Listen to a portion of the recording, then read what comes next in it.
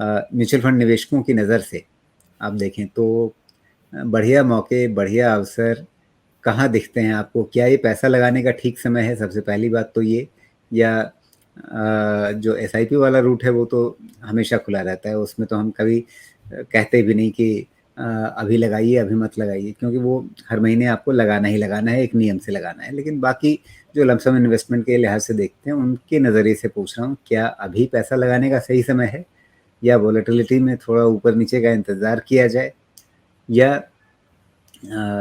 अगर पैसा लगाया जाए तो उसमें म्यूचुअल फंड भी बहुत फैली हुई चीज़ है, इक्विटी है, डेट है, दोनों के अंदर 10-20 कैटेगरीज हैं।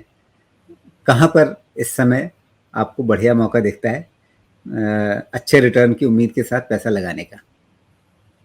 जी, सबसे पहले तो राजीव जी नमस्कार। और सभी देखने और सुनने वालों को शुभ दीपावली।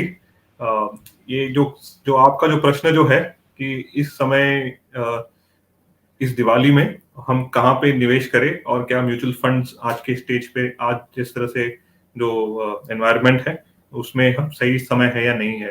तो राजीव जी एक एक करके उस इसको हम एक्सप्लेन करने की कोशिश करेंगे।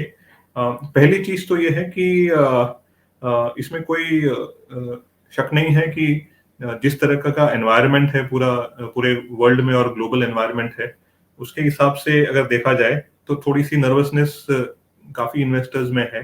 लेकिन वही नर्वसनेस के साथ बहुत से निवेशक एक पॉजिटिव तरीके से भी देख रहे हैं कि इंडिया जो है वो अभी भी थोड़ा सा स्ट्रॉन्ग पोजीशन में है, अगर हम हमारी इंडिया की तुलना विदेशी कंट्रीज से करें, जैसे कि यूएस हो गया या फिर यूरोप हो गया, खास करके यूके हो गया। ठीक है।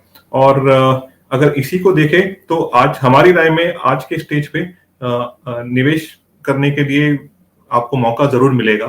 मार्केट वोलेटिलिटी हो सकता है कि थोड़ा समय के लिए कंटिन्यू रहे, और यही वोलेटिलिटी को यूज करके हमें धीरे धीरे करके निवेश करना चाहिए। इक्विटीज में खास करके, जैसे आपने सही कहा कि इन्वेस्टमेंट जो होता है वो लॉन्ग टर्म के लिए होता है, काफी उसमें आपको समय देना पड़ता है। तो अगर आपका जो इन्वेस्टमेंट होराइजन जो है वो 5 साल या 5 साल के ऊपर है, तो आप इक्विटी फंड्स में निवेश कर सकते हैं। और इसमें निवेश करने के लिए जैसे जैसे मार्केट में थोड़ी वोलेटिलिटी हो, मार्केट 2%, 2.5%, 3% के आसपास लगातार 1-2 दिन में गिरे, तब धीरे धीरे करके मार्केट में पार्टिसिपेट करना आज के स्टेज में अच्छा होगा। कहाँ तक पहुंचेगा अगले दिवाली तक सेंसेक्स, ये कहना उतना आसान नहीं है, और हमेशा हम प्रिडिक्ट करने की कभी कोशिश करते नहीं है। हम एक ही चीज समझते हैं कि अगर हम एक ऑब्जेक्टिव से फंड्स में निवेश कर रहे हैं और हमारे पास वो सही टाइम होराइजन को हमने वो फंड्स को चुन के निवेश किया है, तो आपका कोई भी प्रॉब्लम आएगा नहीं जब आप वो गोल की तरफ बढ़ोगे, जैसे कि 5 साल हो गया, 7 साल हो गया, 10 साल हो गया, या फिर अगर डेट में आप इन्वेस्ट कर रहे हो तो होराइजन जो है वो तकरीबन 2-3 साल का होता है। तो डेट फंड में भी अगर आप चाहें तो निवेश कर सकते हैं। जैसे उसमें भी हमने देखा कि इंटरेस्ट रेट धीरे धीरे करके बढ़ रहे हैं। यहीं पे आपको मौका मिलेगा, जैसे हमने पिछले बार भी हमारे पिछले वीडियो में कहा कि सॉरी, मिड ड्यूरेशन वाले जो डेट फंड है उसको आप चुने। धीरे धीरे करके जैसे ही इंटरेस्ट रेट एनवायरनमेंट और बेटर होगा, वो फंड मैनेजर खुद ही अपना टाइम होराइजन और ड्यूरेशन, जो एवरेज मैच्योरिटी होता है पोर्टफोलियो का, उसको उसके हिसाब से मैनेज करेंगे। बिल्कुल। तो अब यहाँ पर हम आ जाते हैं आपके जो पसंदीदा नाम हैं।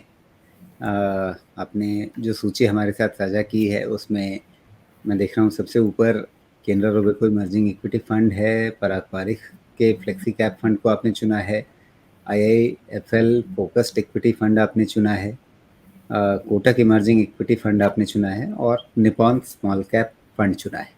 तो सबसे पहले तो ये जो कॉम्बिनेशन है इसके बारे में आप थोड़ा बताइए कि ये कॉम्बिनेशन आप बनाते समय क्या सोच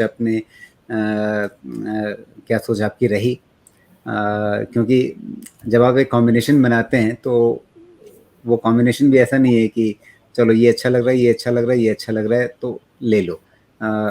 उस कॉम्बिनेशन के पीछे भी एक सोच होती है कि मुझे ये इसके साथ ये क्यों लेना है। तो थोड़ा अगर उस पर आप बता सके कि ये जो 5 फंड आपने चुने हैं, उसके पीछे क्या राय रही है आपकी, मतलब धारणा क्या रही है? जी, तो राजीव जी, सबसे पहले ये जो पूरा जो हमने 5 फंड्स जो चुन के निकाले हैं, इनमें हमने कोई रैंक नहीं दिया है।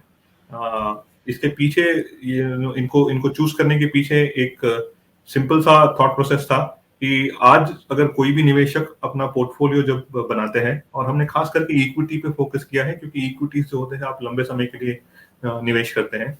तो अगर आज के स्टेज पे अगर कोई भी निवेशक अपना पोर्टफोलियो बनाने का प्लान करते हैं, तो हम अलग-अलग कैटेगरीज के, जैसे लार्ज कैप हो गया, लार्ज एंड मिड कैप हो गया, फ्लेक्सी कैप हो गया, वो अलग-अलग कैटेगरीज से एक-एक फंड एटलीस्ट उसको हमारे पोर्टफोलियो में ऐड करते हैं।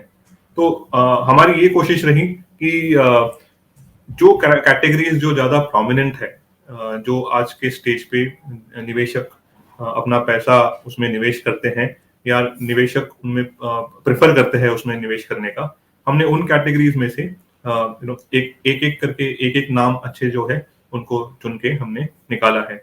हालांकि हर एक कैटेगरी में अगर हम देखेंगे तो ऐसे 4-5 फंड तो जरूर मिल जाएंगे, लेकिन जब बात आई एक एक फंड के बारे में, तो हमने उनमें से सबसे ज्यादा जो कंसिस्टेंट रहा है, जो जो जो अच्छे समय और बुरे समय में दोनों समय में थोड़ा सा अगर हम कहें स्थिर रहा है या फिर अच्छा परफॉर्म किया है, हमने उनको चुनने की कोशिश की है।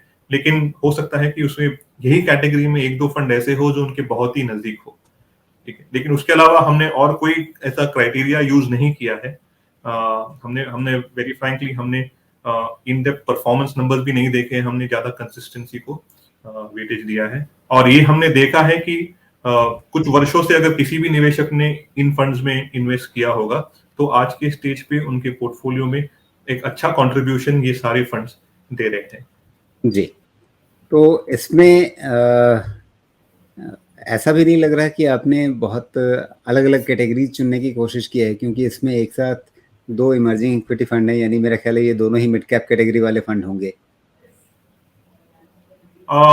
नहीं, इसमें देखिए हमने केनरा एक है रोबेको जी लार्ज जी, एंड मिड कैप कैटेगरी में है, जबकि जी, आपने जो एक कोटक इमर्जिंग इक्विटी चुना है वो मिड कैप कैटेगरी में है। जी, जी, जी बिल्कुल। तो Canara Robeco emerging equity large and mid cap में है, और जी, कोटक इमर्जिंग इक्विटी जैसे आपने सही कहा वो मिड कैप कैटेगरी में है। पराग जी, पारिक जो है वो फ्लेक्सी कैप कैटेगरी में है। जी, आईआईएफएल फोकस्ड इक्विटी फंड जो है, वो जी। एक फोकस्ड या मल्टी कैप कहेंगे, यानी प्रीडोमिनेंटली फोकस कैटेगरी में। फोकस्ड एक अलग कैटेगरी अब सेबी ने बना दी है, बिल्कुल। जी,